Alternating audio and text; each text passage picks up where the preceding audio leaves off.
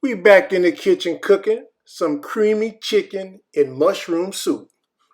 Gonna start off with some onion powder, garlic powder, black pepper, Old Bay seasoning. Make sure you got that oven preheating at 375 degrees. And this chicken is leg quarters, by the way.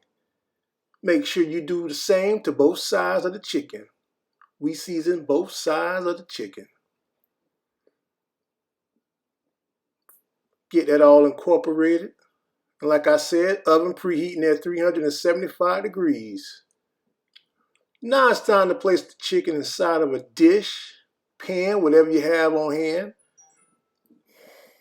Like I'm telling my age by saying we playing a game of Tetris right now.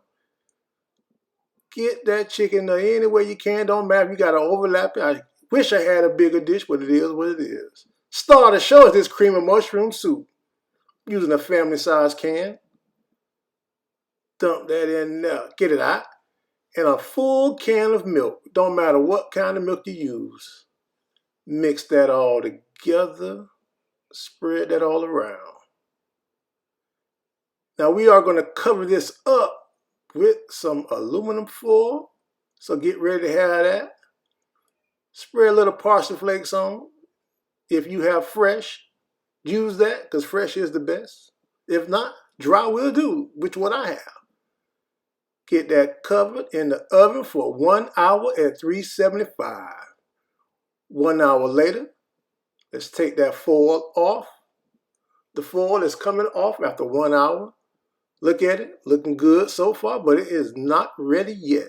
Looking good. Back in there for 1 more hour. 1 hour later, total of 2 hours. Creamy